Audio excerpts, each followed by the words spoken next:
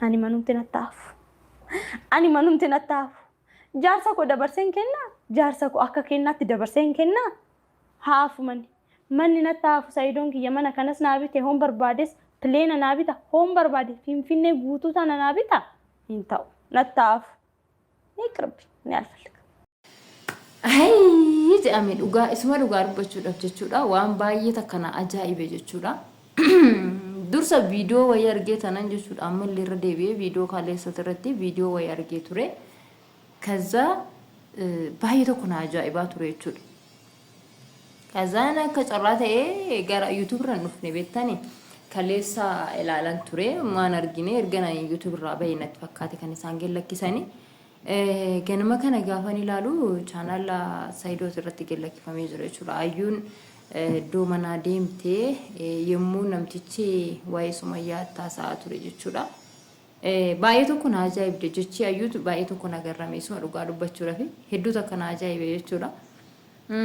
Nagaan isiniif haa ta'u kabajamtoota hordoftoota koo akkam jirtanii fayyaa qabdanii nagaa keessanii nagaa kootanii galata rabbi waanuma haaraatu ganutti nu dhufaa jira jechuudha waanuma haaraa jechuudha waanuma baay'ee tokko namallee hin gammachiisne jechuudha isuma dhugaa dubbachuudhaaf gaafa ilaallus gaafa dhageenyus waanuma nama hin gammachiisne tokkotu dhufaa jira maalitti akka deemaa jirru naagalaatiin jirra isuma dhugaa dubbachuudhaaf jechuudha.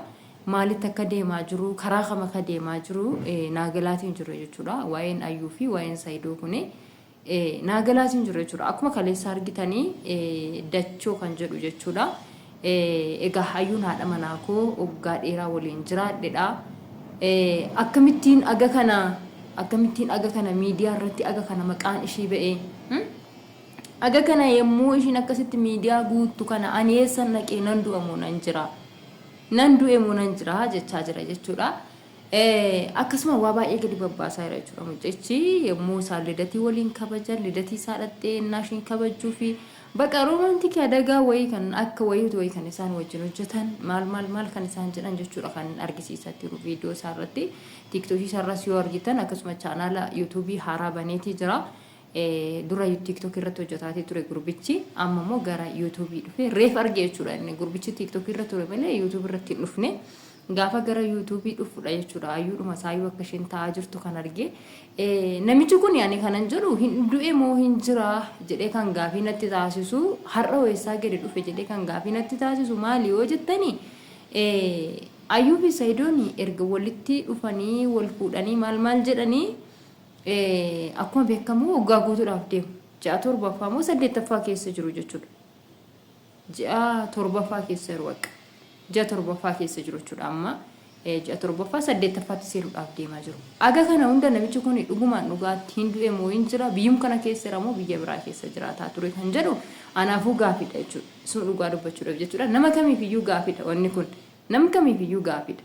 So kuni nama shakkisiisa garuu wantoota baay'ee gaafa inni immoo wantoota ishee waliin dabarsee yeroo ayyaanaa fa'aa yeroo masqalaa jechuudha irreessa yommuu isaa wajjiniin deemanii bakka yaabbadaanu jechuudha gaafa argitanii viidiyoo maal namichi innaa gallakkisu gaafa argamu baay'ee kan qillixxi jedhe jechuudha wantichi isaa giin ani hin beeku maal akka ta'e naaf hin galle garuu jechuudha.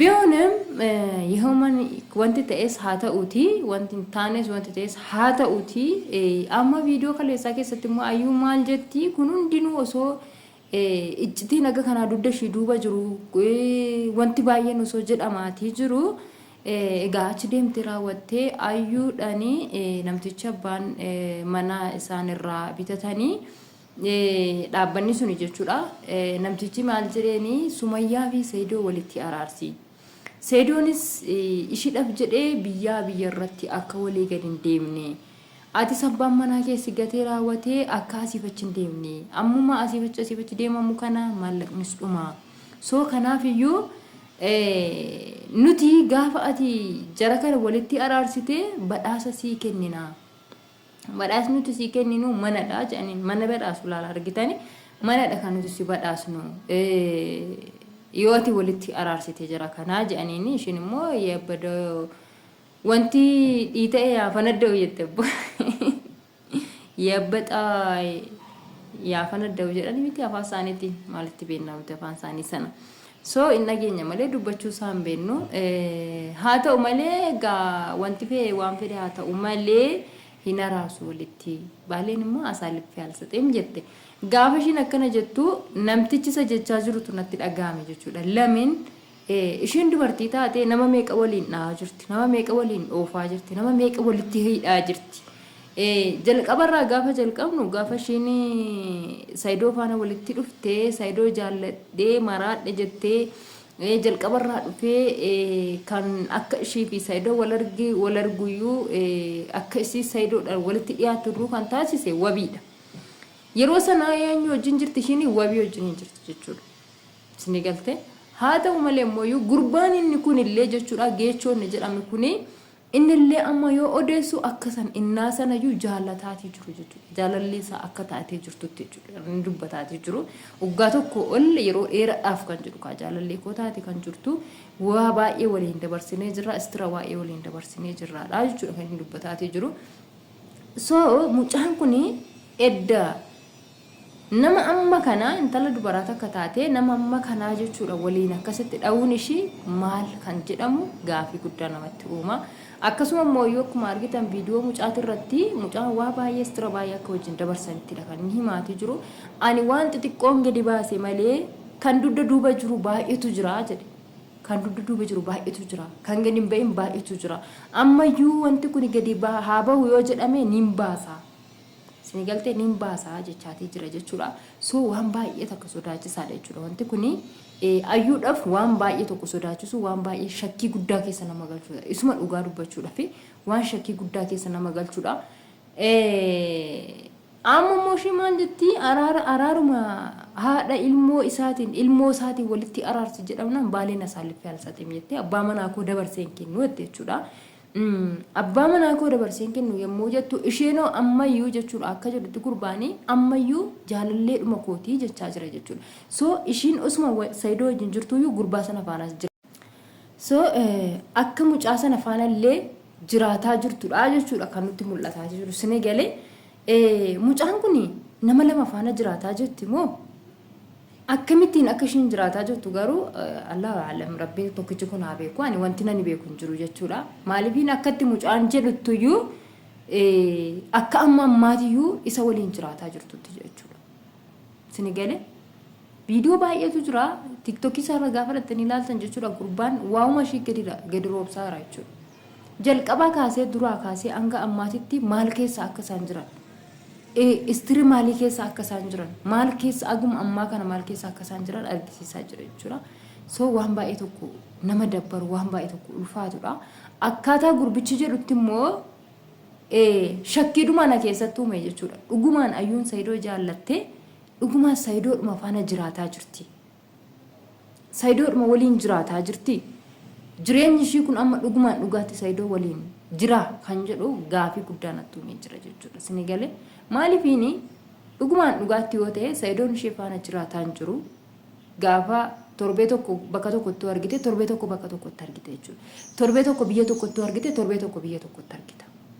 Kanaafuu ammumayyuu ayyuun gaafa inni manaa ba'u gaafa inni bakka tokko ijoollee koon barbaada jedheetii ba'u maallaqa kana naa galchitu malee hin baatu kana naa gootu malee hin baatu kana naaf taatu malee hin deemtu jettee kan ishiin iccitii kana gixximmi gootee isa harkatti qabaa jirtu waan tokko guuttattee akkuma namoonni baay'een jechaanii turan jechuudha. Isuma dhugaa dubbachuudhaaf ayyuun dhugumaan dhugaatti saayidoo jaallattee miti maallaqa isaa jaallatteeti maallaqa jaallatteeti jedhanii namoonni baay'een durumaan jalqabarraa kaasanii aga ammaatitti namoonni akka ishiin jaalala saayidoodhaan qabne irratti dubbatan hedduutu jira jechuudha.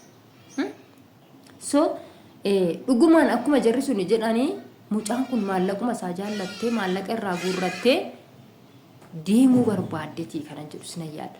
Yeroo tokko wabiidha maal jetteeni ani suman jaalladhaa jetteeni bar ani suman jaalataa jira garuu maallaqa isaa kana irraa guurranne waan barbaannu godhanne sanaan booda gara biyya biraatti banna wal fudhanne jetteeni turte.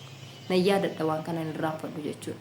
So ammallee mucaan kun waanuma kanarra jirti natti fakkaata. Waan barbaaddu guuttattee manas kunoo bichisiifaa jirti.